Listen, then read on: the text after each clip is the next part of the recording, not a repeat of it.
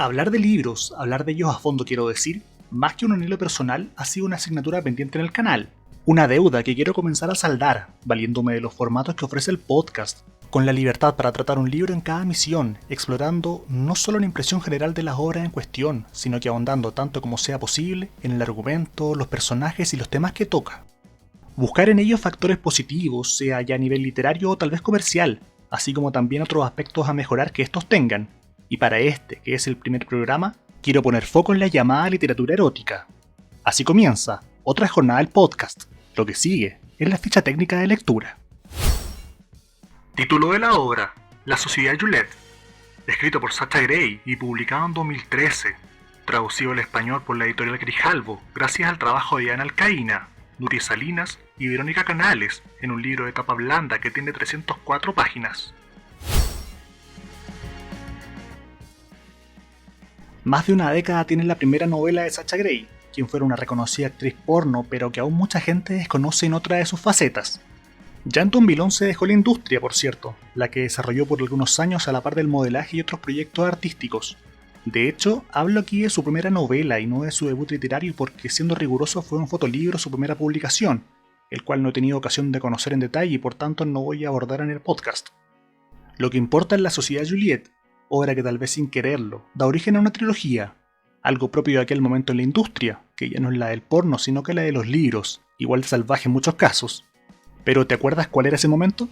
Estoy hablando de Las 50 sombras, un boom de la década pasada que ubicó de vuelta en el podio comercial a las novelas eróticas, y agregó un poco de carbón al fuego con esa discusión que distingue lo erótico de lo pornográfico. Para mí al menos, una discusión innecesaria. Dicho esto, hay quienes creen que toda literatura es erótica, que en cada obra, de manera más o menos explícita, es posible identificar ciertos elementos. Otros apuntan a que el simple hecho de leer conlleva dicha carga. A fin de cuentas se trata de un rito solitario la mayor parte del tiempo, que se caracteriza por una suerte de complicidad entre el lector y el autor, que lo vincula por medio del relato. En ambos casos podemos advertir que es literatura que siempre ha existido.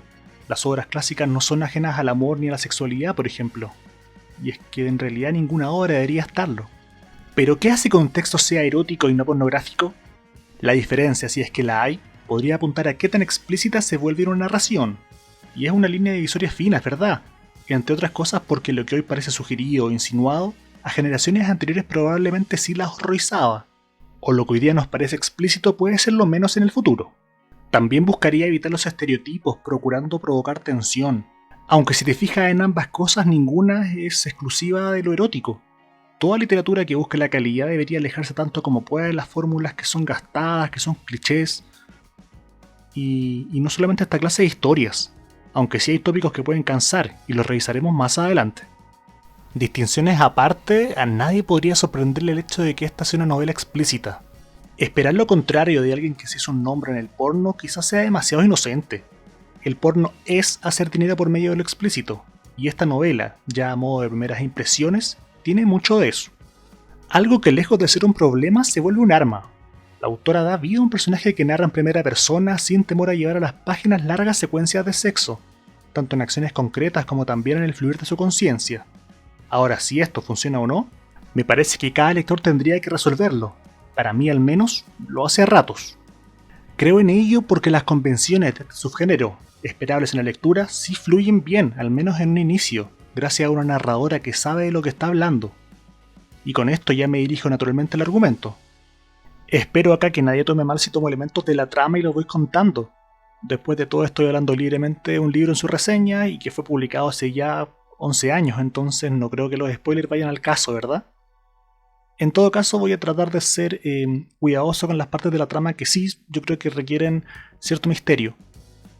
Aclarado el asunto, te cuento que la historia sigue el devenir de Catherine, una estudiante de cine de gran imaginación, cuya vida comienza a cambiar a medida que se sumerge en el deseo. Primero con las fantasías hacia uno de sus profesores, ideas que van tomando forma cuando aparece Ana, un personaje clave, compañera y una versión mucho más desinhibida que la protagonista. Con ella explora caminos hacia grupos de poder que, a la manera de sociedad secreta, sugieren un mundo lleno de emociones y también de peligros. Y me detengo un poco en Catherine, que es la protagonista y un muy buen personaje. De hecho, me parece que es uno de los puntos a destacar de la novela, sin duda. Ya en las primeras páginas podemos identificar su manejo en el área, gracias a un tono que me parece verosímil en la narradora. Cabe indicar al respecto que ella ya ha pasado por todos los eventos que conoceremos más adelante, y por eso se permite licencias y reflexiones que juegan a seducir. Es tal vez el rasgo más erótico que puedes encontrar acá, porque el resto de la novela va de lleno a lo que sí estás imaginando. Además, como lector, sería un poco cínico de mi parte negar el hecho de que veo en Catherine una proyección de la propia autora, de Sacha Grey. Ambas son mujeres jóvenes, sensuales y todo lo que ello significa. Supongo que es uno de los propósitos de la editorial, a llevar la fantasía o esta imagen como un morbo. Y también es algo deliberado por parte de Sacha Grey, dicho sea de paso, porque el origen católico que bien se nos muestra como limitante o castrador en la novela se asemeja mucho a su propia formación, a su propia biografía. La autora imprime mucho de sí misma en el relato, no solo por la pulsión sexual que legítimamente podría ser un interés de quien tenga este libro en sus manos. Desafortunadamente el resto de personajes carecen del mismo brillo, diría en realidad que son un tanto irregulares, mientras unos se exhiben capas generando interés, otros, casi la totalidad, son planos. Tal vez se salva Ana, pero el resto no. Los hombres, por ejemplo, destacan muy poco. En primer lugar porque el foco está puesto en las mujeres, lo que no lo veo como un desvalor. Pero hay un segundo punto que sí me llegó a aburrir por momentos, y es que son todos iguales. Importa poco que uno se dedique a hacer clases, que otro se aventure en campañas políticas o se maneje como un proxeneta. Describo a 3 personajes, pero en el fondo son todos iguales, son todos atractivos. De hecho, la totalidad, creo que salvo uno, tienen la tula gigante, siempre dura, tiran como los caballos, como dioses, y en cuantas posiciones existan, el 99% tira igual. Todo lo erótico aquí, o porno de frentón, sobresalen virtudes que acaban por volverlo menos interesante. Ya sé que no es nada nuevo en lo que a espectadores del porno refiere. Lo que vemos en el porno es la fantasía de lo bello, de lo que a gusto masivo es deseable, y no lo satanizo, pero creo que hay más. Lo erótico no debe rendir cuenta a lo perfecto para existir. La seducción supera por mucho un cuerpo determinado porque se alimenta de todos los sentidos, igual los pudores, los miedos, los anhelos.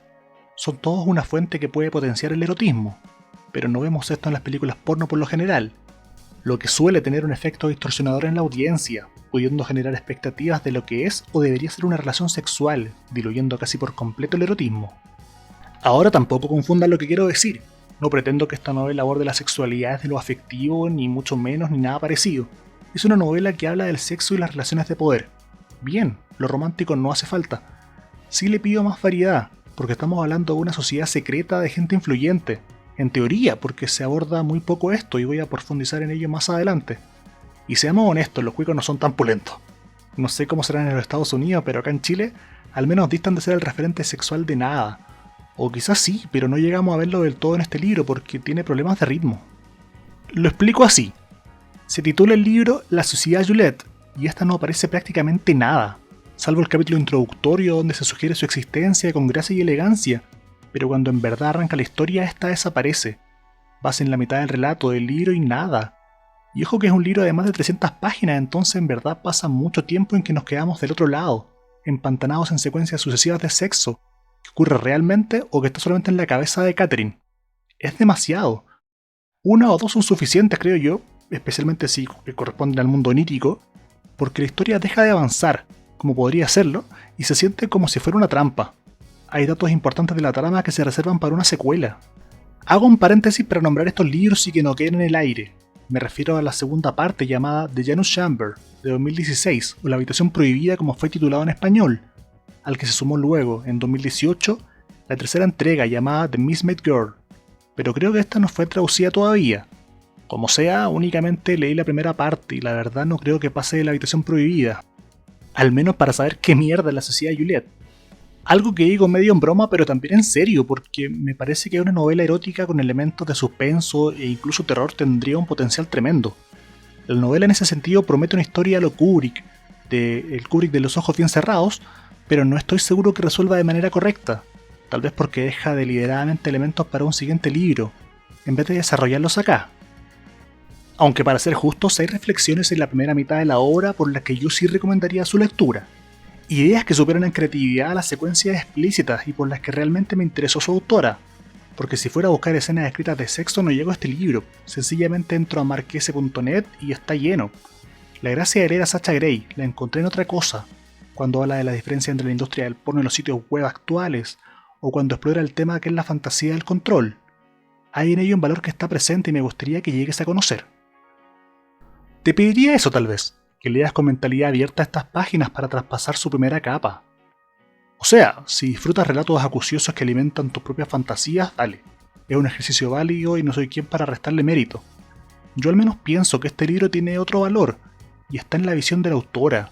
Ella posee una mirada sobre un medio que ha llegado a conocer y que plasma en los ojos de una mujer que, si bien no encaja del todo en el arquetipo de la inocencia, indudablemente ni se imagina que hay del otro lado. Ese viaje es divertido y lo sería todavía más sin tanto sexo onírico que a fin de cuentas añade poco a la historia. Estamos frente a una novela erótica con toques de thriller que se queda más en la promesa y menos en el desarrollo, pero igual contiene cosas destacables. En cuanto al lenguaje, algo que no he mencionado hasta ahora, es culto aunque no teme en ser explícito en lo sexual. Si eres muy conservador o conservadora tal vez te va a espantar un poco, pero es parte del pack y siendo honesto me parece que es otro de sus puntos altos, aunque se trata de una traducción. Dicho registro se sostiene a lo largo del relato ganando credibilidad. Hay coherencia y un manejo que la sitúa, al menos para mí, un escalón más arriba que las 50 sombras de Grey. Pero esa es mi opinión y no la verdad absoluta. Queda entonces a criterio de cada uno responder si Sacha Grey lo hace bien o no.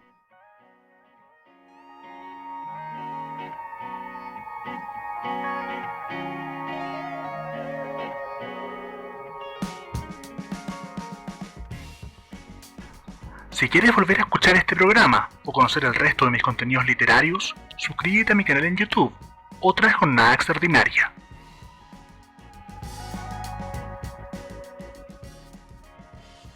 Lo que es innegable es el valor comercial de esta obra, es decir, qué tanto potencial tiene una obra para llegar a un público masivo y por ende generar ganancias. Las casas editoriales pueden apostar a criterios artísticos, pero también intentarán obtener dinero con sus lanzamientos, y está bien.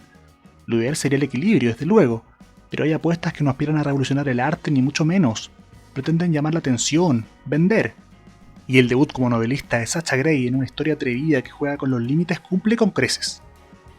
Otra cosa es el valor literario, referido a la calidad artística, estética incluso. Esto depende de qué tan original es la obra, qué tanto profundizan sus ideas y cómo las ejecuta. Yo no podría evaluarla como académico, por ejemplo, pero sí como lector, y creo que la novela queda a medio camino con cosas buenas que palidecen frente a lo negativo. Los problemas de ritmo son evidentes y es una lástima porque de verdad tiene una narradora protagonista que se defiende. Acá vemos lo sexual como un motor que controla y equilibra todo y es el gran tema de la novela, lo que no suena para nada mal. Si apostara a una visión sexual menos estereotipada sumaría muchos más puntos también. Otra clase de ripio a mi entender son menores, o más perdonables si es que la palabra no fuera exagerada. Me refiero a cierto ánimo pretencioso en la narración que siempre intenta demostrar, algo que tal vez se explica al tratarse de su primera novela.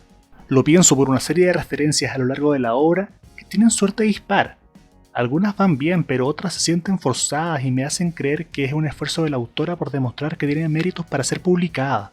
Las que mejor funcionan son las referencias del cine justificadas en principio por la carrera que estudia Catherine, aunque a decir verdad a lo largo de la historia importa poco. Podría ser cualquier carrera y no habría mayor diferencia. Hay obras que cuando incluyen a cinéfilos nos muestran también una forma particular de ver las cosas, detalles minuciosos o formas de narrar que se asemejan a un plano detalle o algo por el estilo. Hay un lenguaje que se utiliza. Acá no. Siento que es una oportunidad un tanto desaprovechada.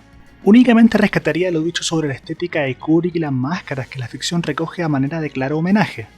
Por otro lado, las referencias de la literatura erótica me parecieron incluidas a la fuerza, no las siento orgánicas. En resumen, es una obra que se regocija en la descripción de placeres y toca la superficie de algo más interesante, como es el poder movido por el deseo, o la pérdida de poder en función de ese deseo.